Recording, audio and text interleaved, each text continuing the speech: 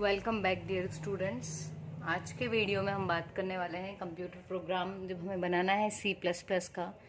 तो पहला प्रोग्राम हम बनाना सीखेंगे, इसके बाद आप बेसिक्स बहुत सारे प्रोग्राम बनाना सीख जाएंगे। तो वीडियो लास्ट तक देखना और अगर कोई डाउट आए तो कमेंट्स में पूछ सकते हो। और चैनल यदि सब्सक्राइब नहीं किया है तो चैनल को ज़रूर सब्सक्राइब करें और अपने फ्रेंड्स के साथ भी इसको शेयर करें, क्योंकि मुझे सुनने में आया है कि बहुत सारे बच्चों को प्रॉब्लम जा रही है बेसिक्स समझने में। तो यदि आप उनसे शेयर करेंगे ये चैनल को तो उनको भी हेल्प मिलेगी।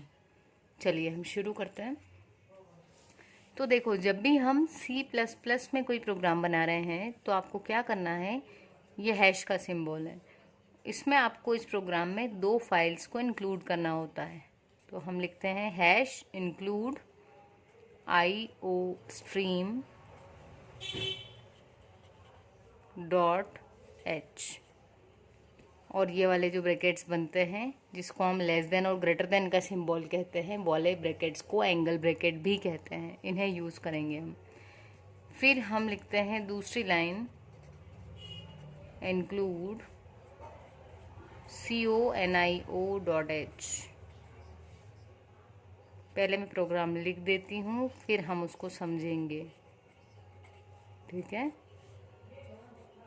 वॉइड मेन, और यहाँ हम प्रिंट करवा लेंगे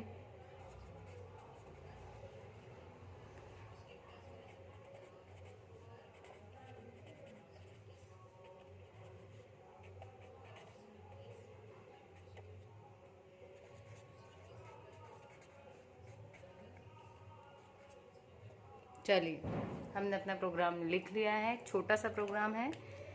तो क्या करेंगे हम सबसे पहले लिख रहे हैं यहाँ पर iostream.h, ये आ रहे हैं ना। ये जो C++ की प्रोग्रामिंग है इसको हम टर्बो C++ के थ्रू देखेंगे, क्योंकि आपको लैब में उसी पर रन करना है, ठीक है।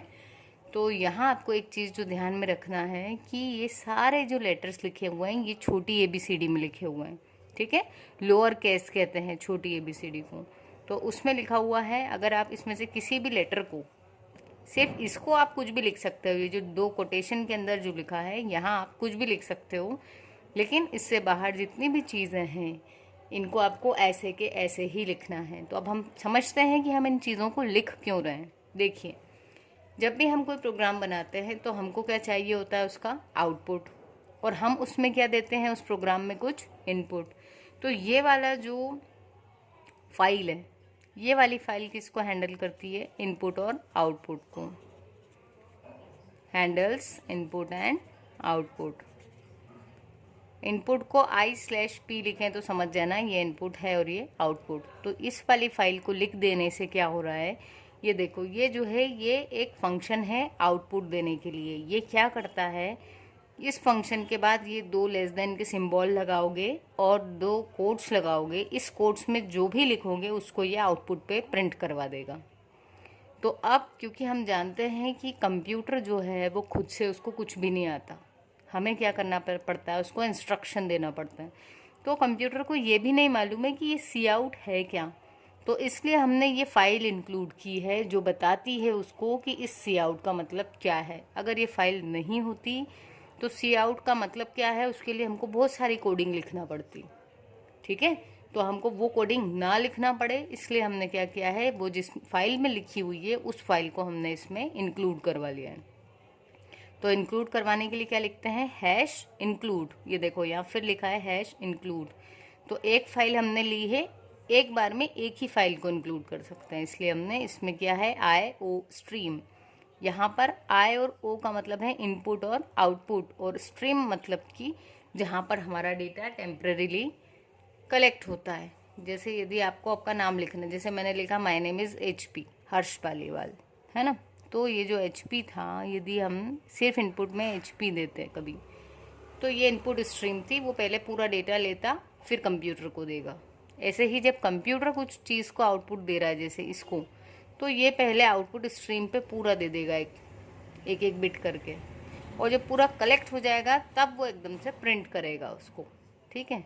तो इसको कहते हैं स्ट्रीम, जहाँ पे डेटा बफरिंग चल रही है। आप जैसे मूवी डाउनलोड करते हो तो पहले बफरिंग होती है और फिर आपके पास में आती है, तो वही चीज़ है ये स्ट्रीम का काम, ठीक है। उसके बाद है कोनियो। अब CON जो है इसका मतलब होता है कंसोल। कंसोल का मतलब होता है आउटपुट स्क्रीन। जिस स्क्रीन पर आपको आउटपुट देखने को मिलता है उसको कंसोल कहते हैं, ठीक है। और उसमें जो इनपुट आउटपुट है उसको ये कंट्रोल करती है, मतलब कंसोल पे आउटपुट किस तरीके से लेना है, कैसा दिखाना है। देखिए जैसे मान लो ये आपकी आउटपुट स्क्रीन है।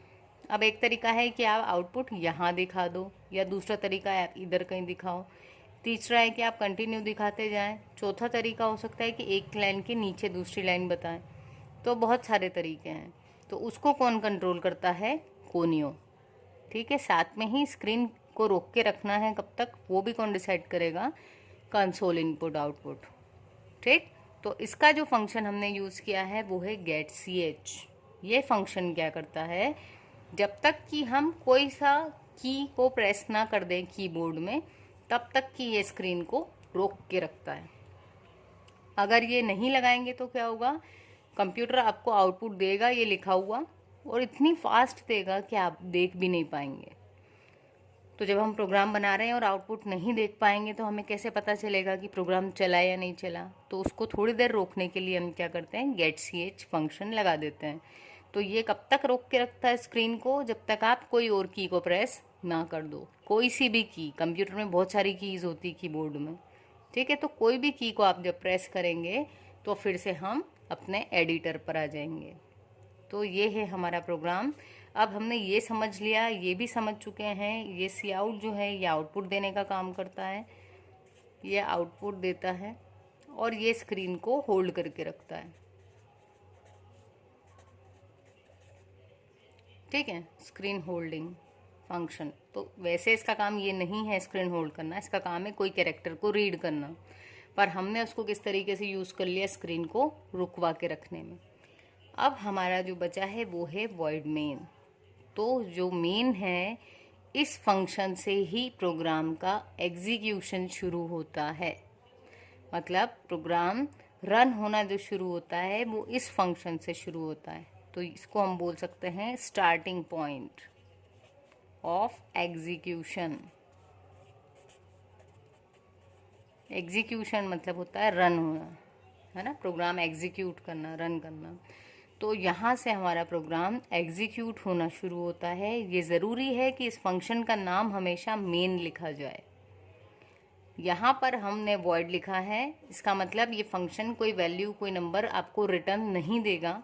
हम यहाँ चेंज कर सकते हैं, दूसरे डेटा टाइप्स लिख के देखेंगे हम। जब आप फैमिलियर हो जाएंगे उन डेटा टाइप से तब हम उसको लिख के देखेंगे। पर अभी के लिए आपको याद रखना है कि यहाँ वॉइड आएगा, ये चेंज हो सकता है आगे, लेकिन मेन नाम का फंक्शन एज इट इज़ रहेगा और ये भी स्मॉल लेटर्स में ही रहेगा, ठीक है। तो ये था हमारा पहला C++ का प्रोग्राम।